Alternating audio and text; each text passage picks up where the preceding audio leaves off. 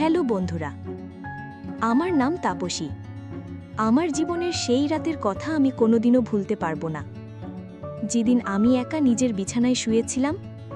হঠাৎ আমার অনূর্ধ্ব মামা আমার ঘরে প্রবেশ করে আমার গায়ের চাদরটা সরিয়ে আমার কানের কাছে মুখ এনে ফিসফিস করে বলেছিল, তোকে আজ নতুন এক খেলা শেখাবো ভাগ্নি। এরপর থেকে প্রতি রাতেই অনূর্ধ্ব মামা অচেনা লোকদের আমার ঘরে নিয়ে আসতো। তারপর সারা রাত ধরে চলতো আমার ওপর তাদের পাশবিক অত্যাচার। আমার জন্ম গ্রামের এক অতি সাধারণ পরিবারে।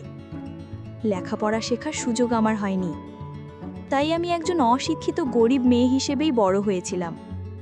বাবা মারা যাওয়ার পর প্রায় 2 বছর ধরে আমার মামাই আমাদের সংসারের সমস্ত খরচ চালাচ্ছিল। মামা না থাকলে হয়তো আমি আর আমার মা না খেয়েই মরে যেতাম। এই কারণে আমি আর মা মামাকে খুব ভালোবাসতাম এবং অন্ধের মতো বিশ্বাসও করতাম। আমার বয়স 22 পেরিয়ে গেলেও আমার মা কখনো আমার বিয়ের ব্যাপারে কোনো আগ্রহ দেখাতো না। সে সবসময় বলতো, তোর মামা আছে বলেই তো আমাদের পেট চলছে। কিন্তু আমার বিয়ের বিষয়ে সে একটা কথাও বলতো না বা কোনো চেষ্টাও করতো না। বাবা মারা যাবার 2 বছর পর একদিন অনূর্ধ্ব মামা আমাদের বাড়িতে এসে মাকে বলল যে আমার জন্য একটা দারুণ খুশির খবর আছে। মামা নাকি দিল্লি শহরে আমার জন্য একটা ভালো চাকরির ব্যবস্থা করেছে।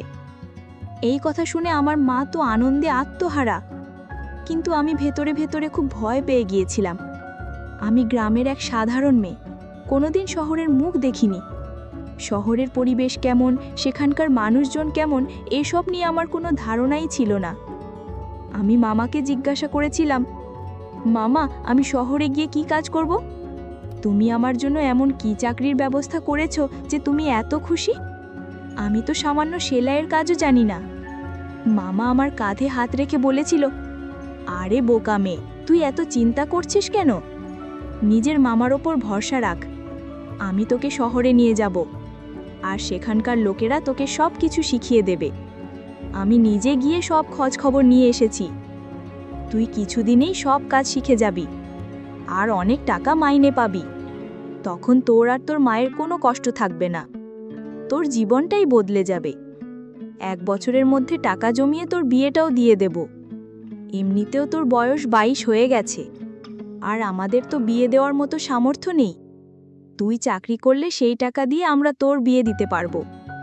মামার কথা শুনে আমার মাও আমাকে শহরে পাঠাতে রাজি হয়ে গেল। মায়ের ইচ্ছার বিরুদ্ধে যাওয়ার সাহস আমার ছিল না, তাই অনিচ্ছা সত্ত্বেও আমি মামার সঙ্গে শহরে যেতে রাজি হলাম। বাবা মারা যাওয়ার পর থেকে অনূর্ধ্ব মামা আমাদের বাড়িতেই থাকতো। আমি তাকে বাবার মতোই দেখতাম, কিন্তু আমি স্বপ্নেও ভাবতে পারিনি যে যাকে আমি বাবার আসনে বসিয়েছি সেই আমার সঙ্গে এত বড় বিশ্বাসঘাতকতা করবে। মামার আর মায়ের কথায় আমি শহরে যাওয়ার জন্য প্রস্তুত হলাম। 2 দিন পর মা আমাকে মামার সঙ্গে শহরে পাঠিয়ে দিল। জীবনে প্রথমবার শহর দেখে আমি মুগ্ধ হয়েছিলাম, কিন্তু আমি জানতাম না যে এই মুগ্ধতার আড়ালেই আমার জীবনের সবচেয়ে অন্ধকার অধ্যায় অপেক্ষা করছে। শহরে পৌঁছানোর পর মামা আমাকে একটা সরু গলির মধ্যে দিয়ে নিয়ে যাচ্ছিল। গলির শেষে একটা বিশাল বাড়িতে মামা আমাকে নিয়ে প্রবেশ করলেন। কিছুক্ষণ পর দোতলা থেকে বেশ স্থূলকায় এক মহিলা নেমে এলেন।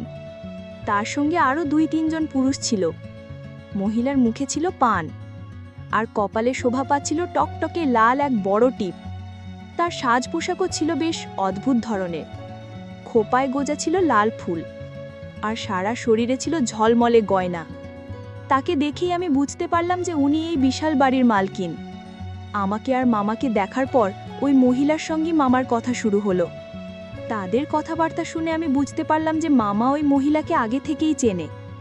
এরপর মহিলাটি আমার আপাদমস্তক খুঁটিয়ে দেখতে লাগলো এবং মামাকে বলল, কি রে অনূর্ধ্ব, এত বেশি বয়সী মেয়ে নিয়ে এসেছিস?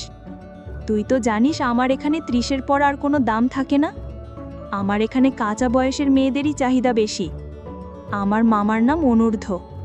তখন আমার অনূর্ধ্ব মামা ওই মহিলার সামনে হাত জোড় করে বলল, মালকিন, আমার ভাগ্নি একেবারে খাঁটি। আজ পর্যন্ত কোনো পুরুষের ছোঁয়াও লাগেনি। আপনি আমার ভাগ্নিকে নিলে অনেক লাভবান হবেন।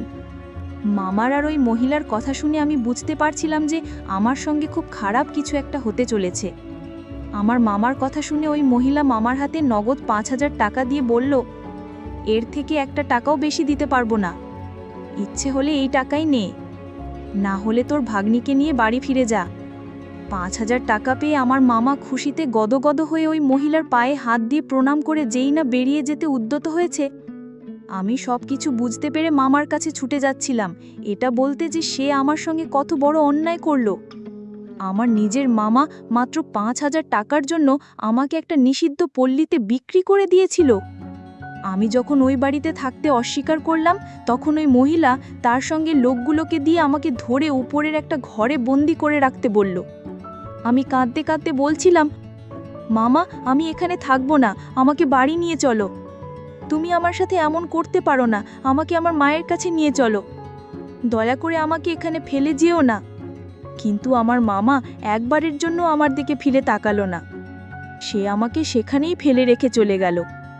ওই মহিলা আমাকে একটা ঘরে বন্দি করে রাখলে আমি বাড়ি ফেরার জন্য ছটপট করতে লাগলাম। আমি ভয়ে চিৎকার করে কাঁদতে শুরু করেছিলাম। আমি স্বপ্নেও ভাবতে পারিনি যে আমার নিজের মামা আমাকে শহরে আনার নাম করে একটা নিষিদ্ধ পল্লীতে বিক্রি করে দেবে। সারা দিন আমাকে ওই ঘরে বন্দি করে রাখা হলো। সন্ধ্যের পর ওই মহিলা, যাকে ওই বাড়ির সবাই মালকিন বলে ডাকত, আমার ঘরে ঢুকল।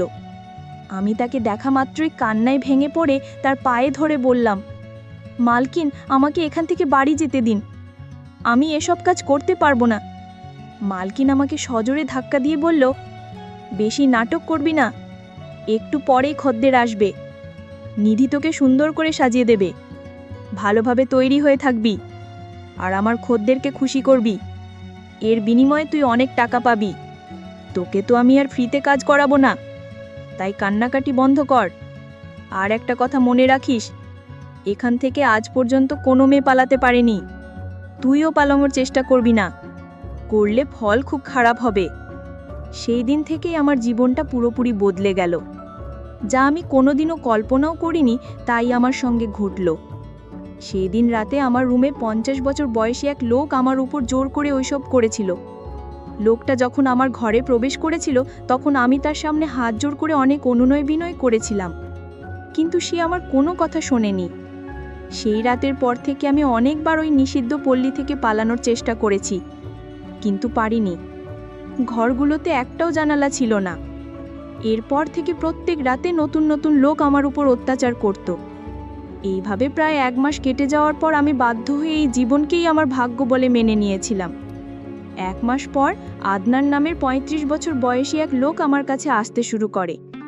সে সপ্তাহে 4 দিন করে আমাদের ওখানে আসতো এবং আমার সঙ্গেই সময় কাটাতো। তার আচরণ ছিল অন্যদের চেয়ে সম্পূর্ণ ভিন্ন। এতদিন যতজন পুরুষ আমার কাছে এসেছে তারা কেবল নিজেদের ইচ্ছা পূরণ করেই চলে যেত, কিন্তু আদনান ঘন্টার পর ঘন্টা আমার পাশে বসে থাকত, আমার সঙ্গে গল্প করত।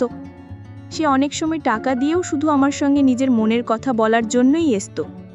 তার স্ত্রী নাকি তাকে ছেড়ে অন্য এক পুরুষের সঙ্গে পালিয়ে গিয়েছিল।